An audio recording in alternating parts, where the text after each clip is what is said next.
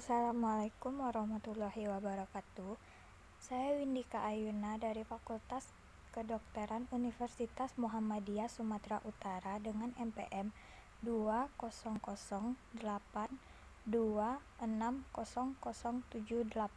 Di sini saya akan menjelaskan tentang kelistrikan sel. Kelistrikan sel pada sel saraf dan manusia. Ternyata tubuh kita dialiri oleh arus listrik khususnya pada saraf karena adanya impuls. Saraf kelistrikan pada tubuh hanya berkaitan dengan komposisi ion di dalam tubuh, yaitu ion positif berupa Ca2+ dan Na+, sedangkan ion negatif adalah Cl- karena pada dasarnya tubuh kita hanya terdiri atas ion-ion. Biolistrik pada tubuh manusia bersumber dari ATP yang dihasilkan oleh mitokondria melalui respirasi sel.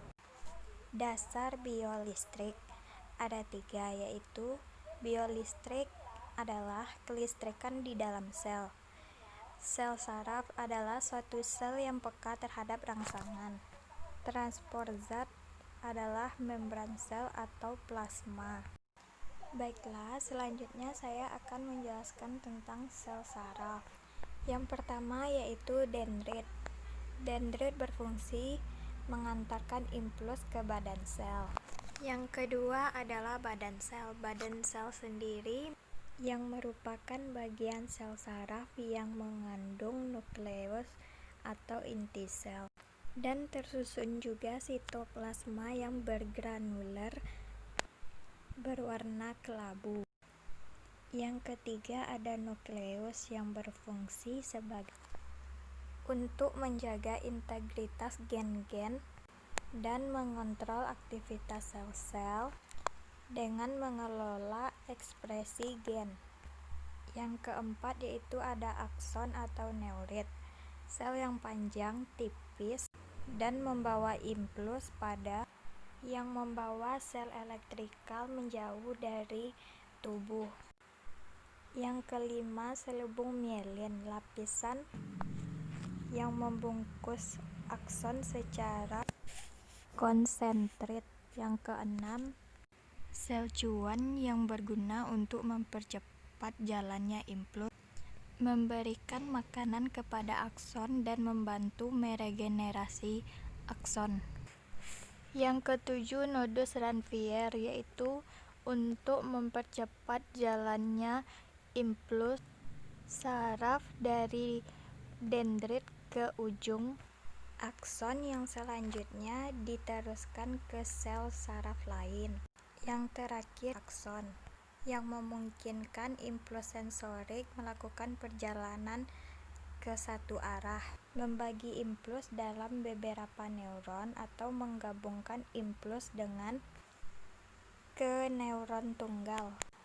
Membran sel semi-permeabel adalah pertukaran ion, sedangkan potensial membran adalah gradien konsentrasi dan muatan antara ekstrasel dan intrasel. Potensial membran istirahat pada sistem saraf ada 3, yaitu potensial reseptor, potensial sinaps, potensial aksi. Potensial ini terjadi akibat perubahan pada sel saraf dari keadaan istirahat atau normal. Mekanisme kerja kelistrikan sel. Pada sel saraf terjadi polarisasi, depolarisasi, dan repolarisasi saat rangsangan melintas sepanjang saraf. Saat saraf melintasi sepanjang akson, maka akan terjadi pergantian muatan di dalam akson sehingga memunculkan kelistrikan pada skala kecil. Pada sistem saraf pusat terdiri dari otak, medula spinalis, dan saraf perifer merupakan saraf yang mengirim informasi sensoris ke otak atau medula spinalis. Ion yang mempengaruhi potensial membran istirahat ialah natrium dan kalium. Sekian yang dapat saya sampaikan, terlebih dan terkurang saya mohon maaf.